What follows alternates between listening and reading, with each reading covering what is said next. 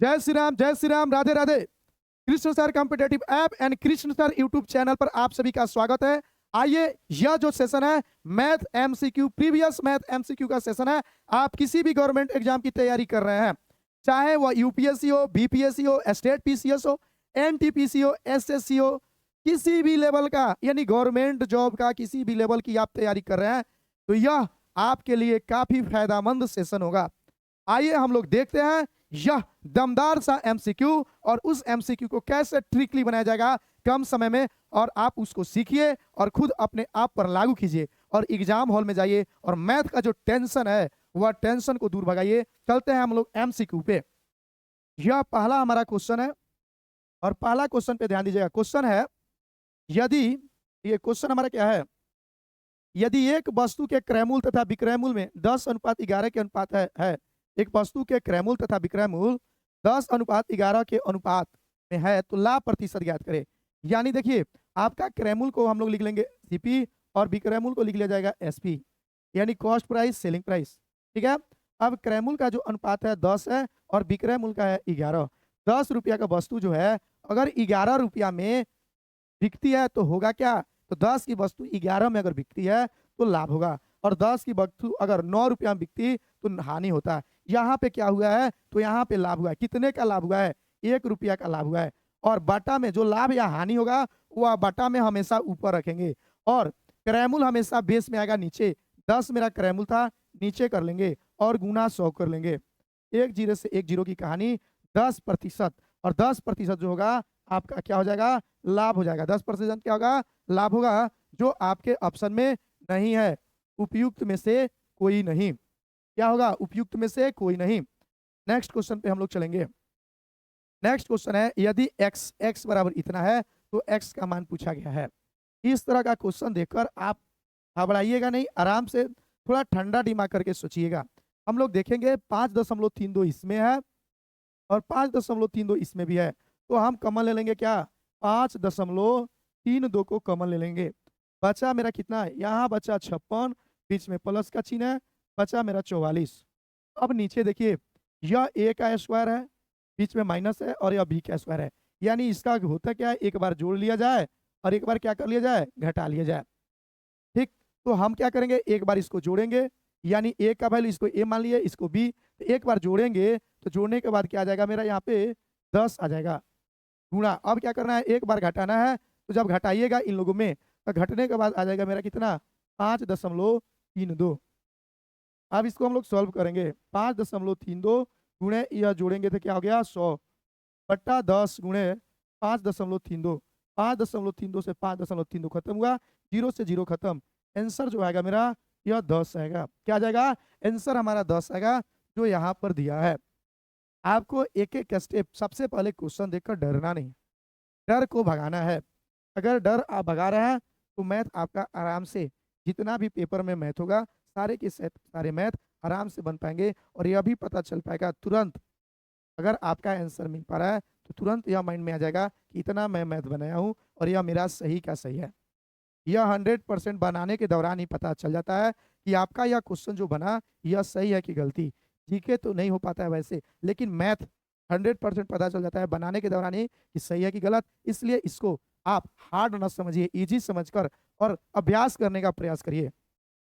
तीसरा जो क्वेश्चन है, देखिए, एक कार्य को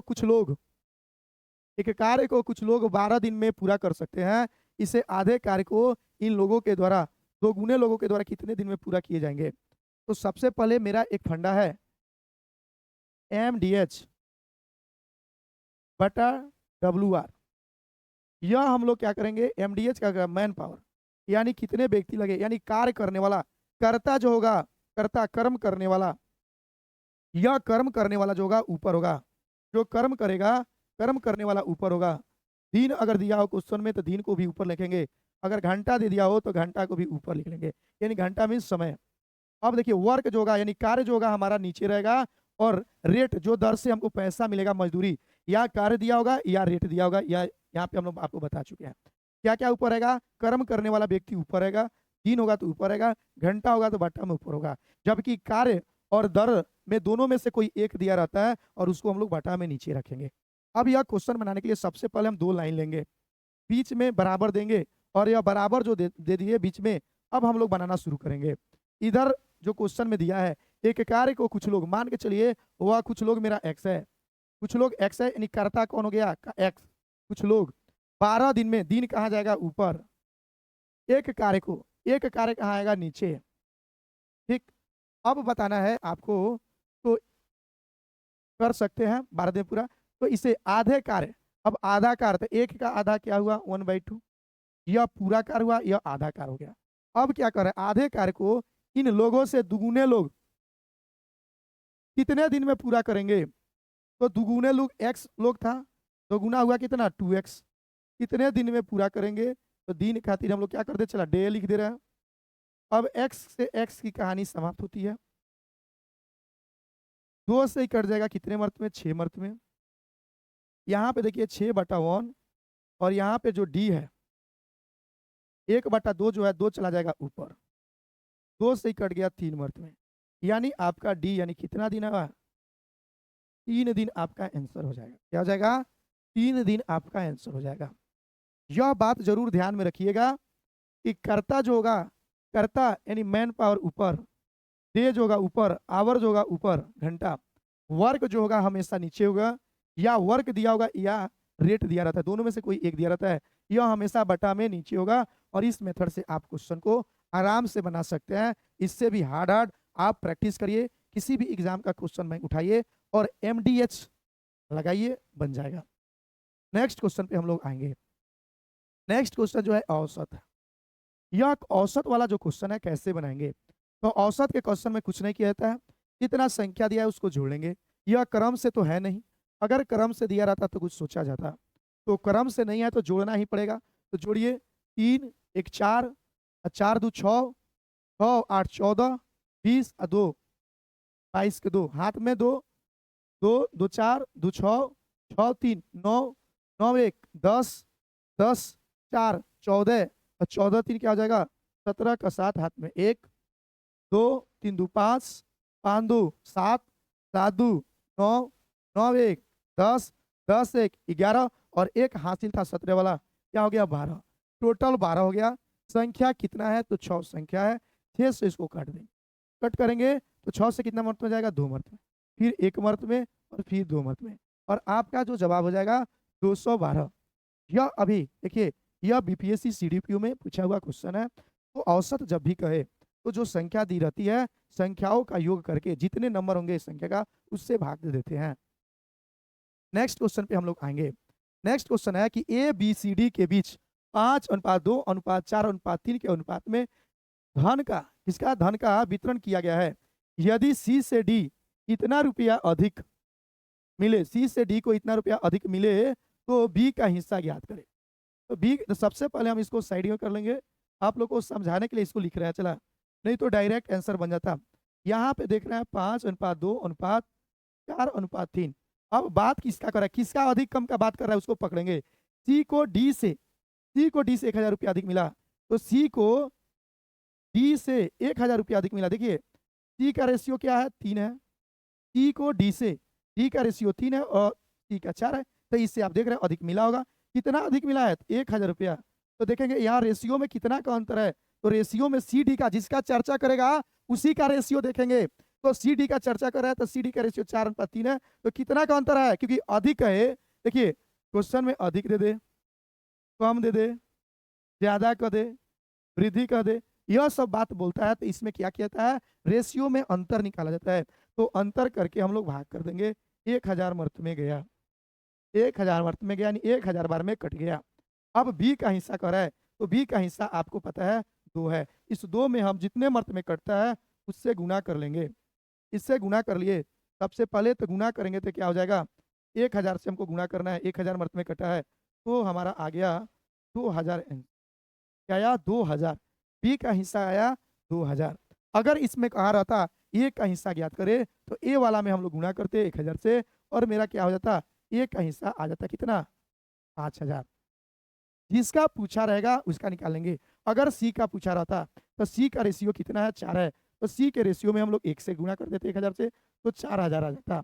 अगर D का पूछा रहता तो D का रेशियो मेरा कितना है 3 है, 3 में 1000 से गुणा कर लेते, कितना जाता 3000। अब यहीं से भी आप मिला सकते हैं कि सी का हिस्सा 3000 है और डी का हिस्सा 3000 है और सी का हिस्सा 4000 है। सी जो है डी से 1000 रुपया ज़्यादा प्राप्त किया है। तो आप इस तरह के क्वेश्चन ऐसे बना सकते हैं। अब यह जो है, यह भी आपका देखिए बीपीएससी टीचर और हेडमास्टर के एग्जाम में पूछा हुआ क्वेश्चन है। यह पूछा हुआ क्वेश्चन है, तो इसको भी कैसे बनाएंगे? तो सबसे पहले इसको काउंट करते हैं। दशमलव के बाद जो हमारे हैं उसको काउंट करेंगे। दशम देखिए, दशमलव के बाद, जैसे यह दशमलव के बाद कोई अंक है और उसके बाद कितना हूँ जीरो दे, उससे फर्क नहीं पड़ता है। लेकिन अगर दशमलव के बाद जीरो दे और उसके बाद अंक दे दे लास्ट में, तब यह फर्क पड़ता है। तो आप ध्यान से देखिएगा, करना क्या है, काउंट करेंगे दशमलव के बाद 2, 2 4, 2 6, 2 8, 2, 2 4, 2 2, 2 8। यानी कहने का मतलब यह है, हमारा जो अब आएगा इस रूट से आएगा जितना, यह कितना है दशमलव के बाद 4, 8, तो 8 है तो सीधे हाफ निकले। अब हाफ कैसे निकलेगा उसको भी देखिए। अब 1225 है, अगर आपको 1225 नहीं पता है किसका स्क्वायर है, 1225 नहीं पता है किसका स्क्वायर है, तो आप क्या करिए, सबसे पहले ध्यान दीजिए, 1225 किसका स्क्वायर है नहीं पता है, तो यहाँ पे दो शुरुआत का इकाई और दहाई 2 अंक छांट लेते हैं। शेष जो बचता है देखते हैं किसके स्क्वायर के पास है। तो 12 जो है यह 3 के स्क्वायर के पास। ठीक है, अब बात क्या है, अब इकाई अंक पे जाएंगे और इकाई अंक देखेंगे कि अगर इसका स्क्वायर करेंगे तो इकाई अंक पे 5 आएगा। तो सिर्फ 5 का स्क्वायर करने पर ही इकाई अंक में 5 आता है, तो कुछ नहीं 5 लिख देंगे। यह मेरा 1225 का हो गया। जैसे एक और आप लोग को एग्जाम्पल दे रहे हैं, यहाँ पे हम लोग लेंगे 2025। 2025 जो है, अब यह 2025 में दो हम लोग लास्ट बोले हैं, स्क्वायर वाला जब रहेगा तो लास्ट का 2 डिजिट छाट देंगे। जो बचा है यह किसका स्क्वायर के पास है, तो देखेंगे 4 का स्क्वायर 16 होता है और 5 का स्क्वायर 25। तो 5 वाला नहीं लेंगे, ज़्यादा वाला नहीं लेते हैं, कम वाला लेते हैं, तो 4 ले लिए। अब इसका स्क्वायर करेंगे कि इकाई के स्थान पे 5 आएगा, तो सिर्फ 5 में ही आता है 5, तो यहाँ मेरा 45। अब बात क्या है, देखिए 1 का अगर हम स्क्वायर करते हैं तो इकाई के स्थान पर 1 आएगा, 2 का करेंगे तो इकाई के स्थान पे 4 आता है, 3 का अगर हम लोग स्क्वायर करते हैं तो इकाई अंक पे 9 आता है, 4 का स्क्वायर करेंगे तो 16 इकाई अंक के स्थान पे 6 आएगा, 5 का स्क्वायर करेंगे तो 25 जो कि इकाई के स्थान पे 5 आएगा, 6 का स्क्वायर करेंगे, देखिए 6 का स्क्वायर करेंगे तो 36 इकाई के स्थान पे 6 आएगा, 7 का स्क्वायर करने पर 50 इकाई के स्थान पे 9 होता है, 8 का स्क्वायर करेंगे, 8 का स्क्वायर करेंगे तो 64 जो कि इकाई स्थान पे क्या आया, मेरा 4 आया। 9 का स्क्वायर जब करेंगे 81 जो कि इकाई के स्थान पे 1 आया। अब जो है, अब ध्यान देने वाला बात यह है कि अगर गुरुजी इसका आप कैसे निकालिएगा, तो इसको भी देख लिया जाए।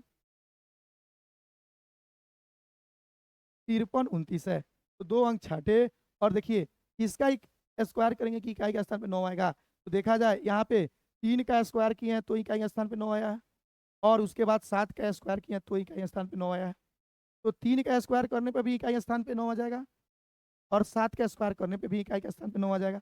अब जो मेरा बचा है, जो बचा है शेष 2 अंक छाटने के बाद, वह किसके स्क्वायर के पास है, तो 7 के स्क्वायर 49 होता है और 8 के स्क्वायर 64 होता है।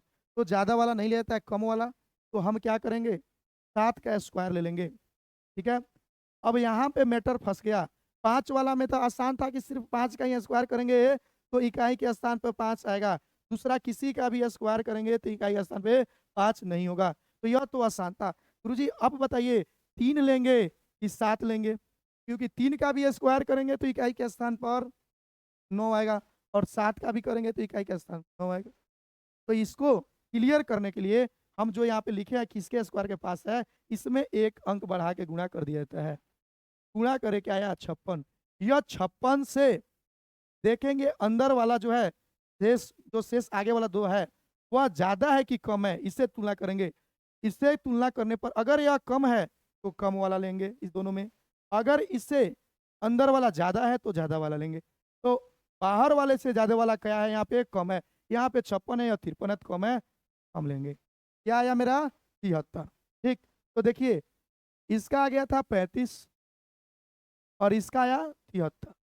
अब 35 आया लेकिन इसके आगे 2 जीरो होंगे और इसके आगे भी क्या होंगे इसके आगे भी 2 जीरो होंगे। अगर आप दशमलव उड़ा रहे हैं और दशमलव उड़ा के यहाँ पे 4 जीरो लिखिएगा, इधर से भी दशमलव उड़ा के 4 जीरो चला लिखिएगा, तो कट ही ना जाएगा और बच वही ना जाएगा 35/73। अगर यह बातें समझ में आया तो आप इस तरह के क्वेश्चन में नहीं फंसे। आप इसको 2 से 3 बार बनाइएगा। एक और एग्जाम्पल इस पर आप लोग को समझाएंगे, लेकिन अभी नहीं, नेक्स्ट क्वेश्चन देखने के बाद अगर समय बचा। अगले क्वेश्चन पे हम लोग आ रहे हैं।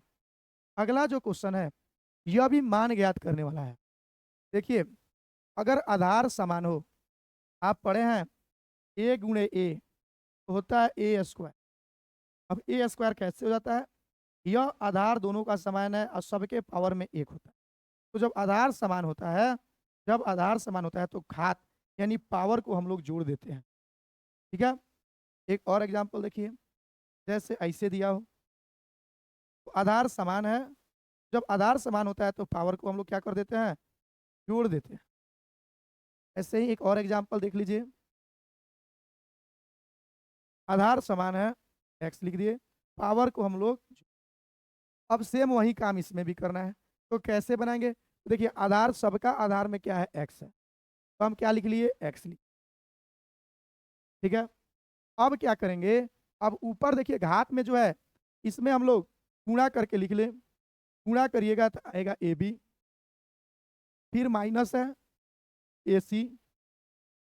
अब देखिए, यह आपका आधार वाला हम लोग बनाए। अब होता क्या है? आधार जब समान होता है तो यह जुटता है ना, यह घात यह घात यह घात। देखिए, घात है ना जुड़ रहा है, घात है ना जुटा है, घात है ना जुटा है, 7 3 10। वैसे ही घात अब जोड़ेंगे तो यहाँ पे प्लस का चिन्ह दे देंगे। क्या दिए? प्लस का चिन्ह दिए।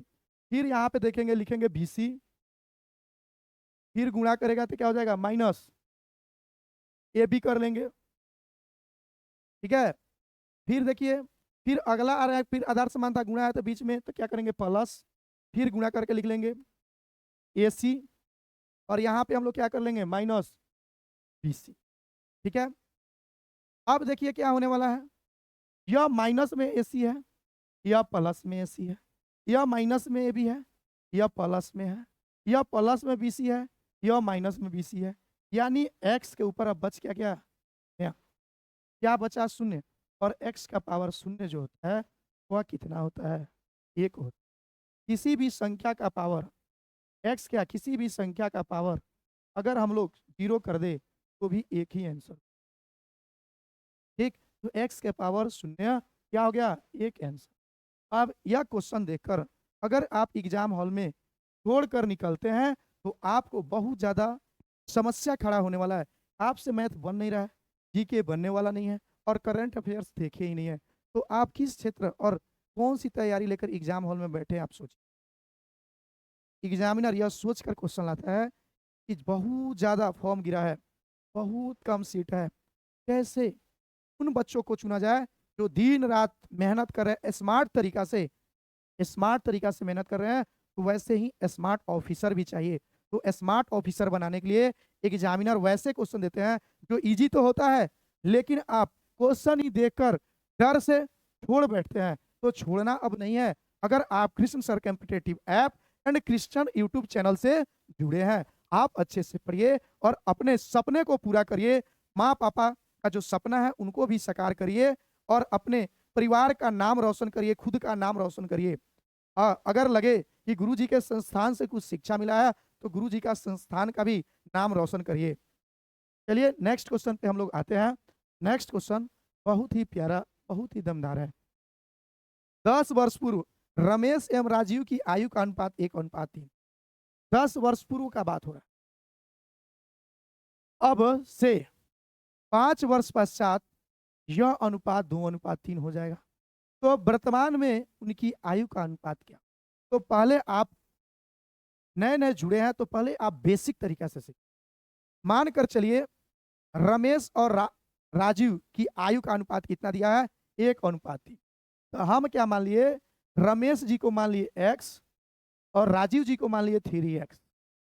ठीक था, यह था वाला है यानी भूत वाला, यह 10 वर्ष पूर्व था इन लोग का एज x और 3x। तो वर्तमान में करने के लिए 10 वर्ष, अभी वर्तमान में आने के लिए 10 वर्ष इसमें हम लोग जोड़ देंगे। 10 वर्ष क्या किए, जोड़ दिए, और 10 वर्ष जोड़ दिए तो यह वर्तमान में आ गए। फिर क्या कर रहा है, अब से यानी वर्तमान से 5 वर्ष पश्चात, यानी फिर इसमें 5-5 वर्ष जोड़ देंगे।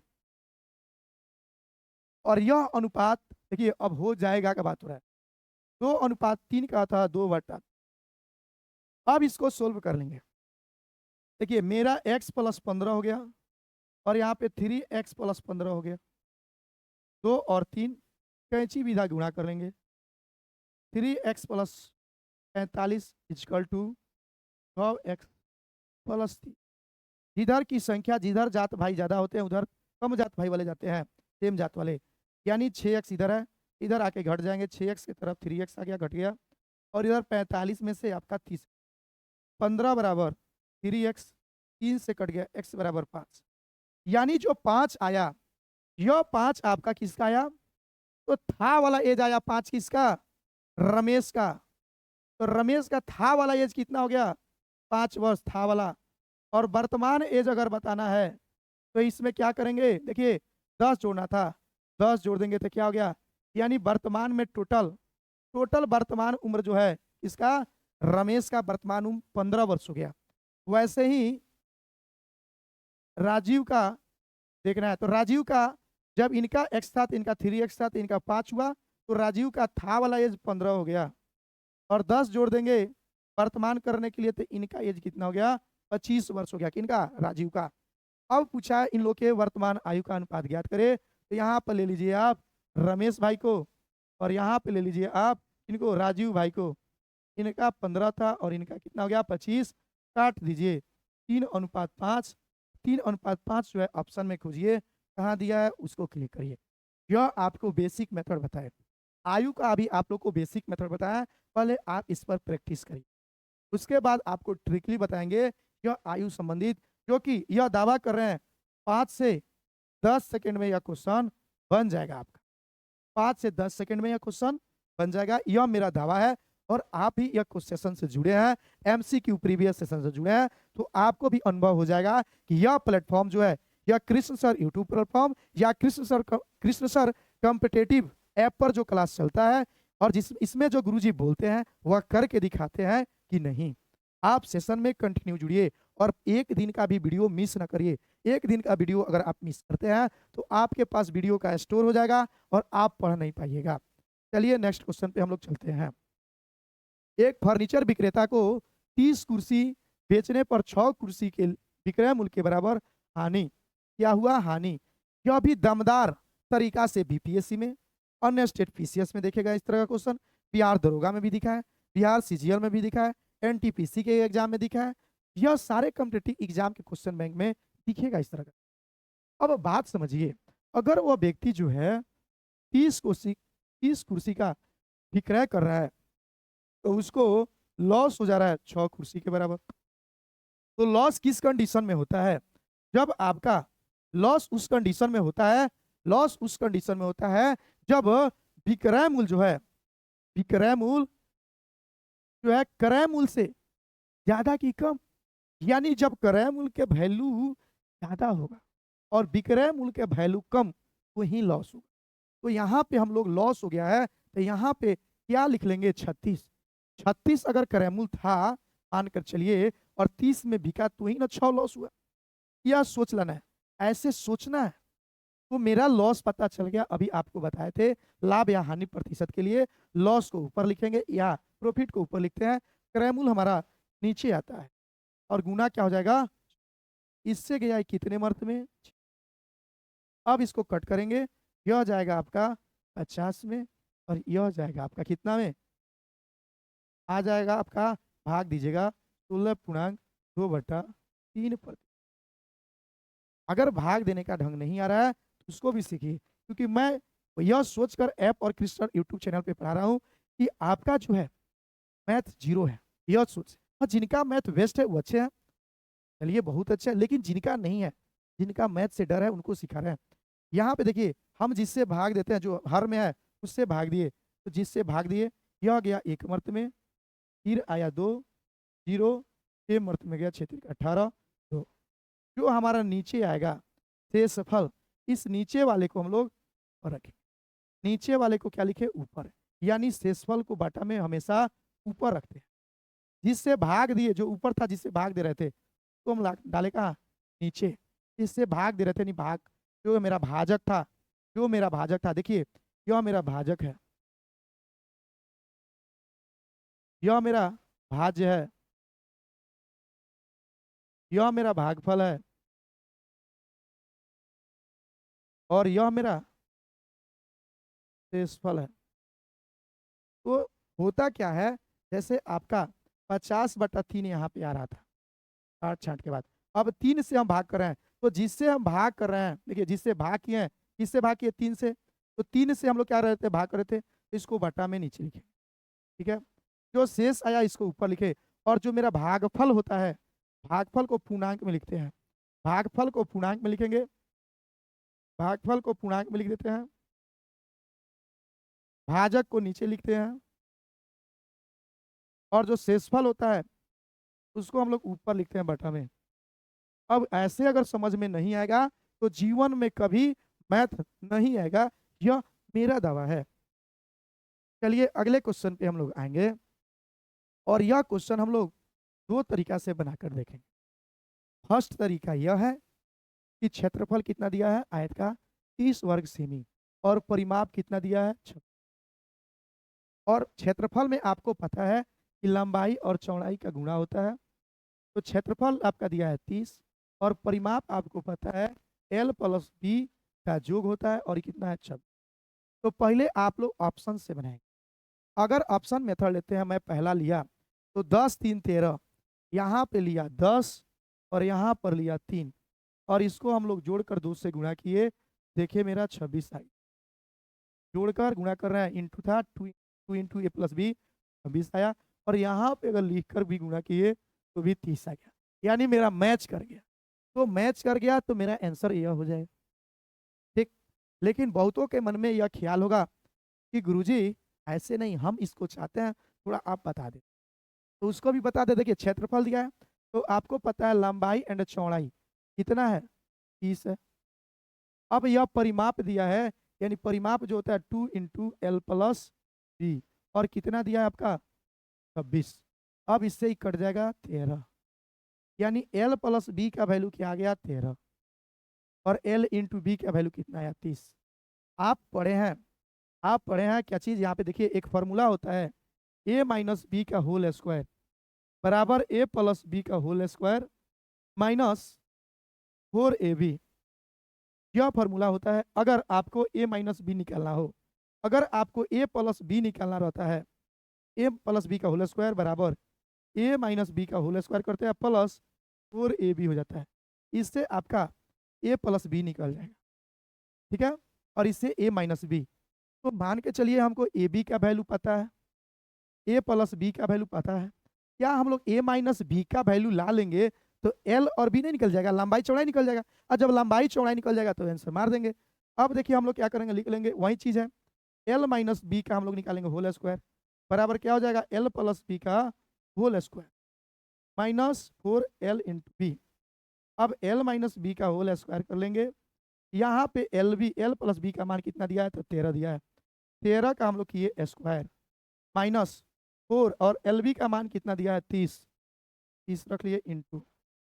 अब हम लोग क्या करेंगे, L - B का होल स्क्वायर बराबर 169 में से घटाएंगे 120, तो क्या हो जाएगा? L - B का होल स्क्वायर बराबर 49, L - B, ठीक है, क्या हो जाएगा? L - B।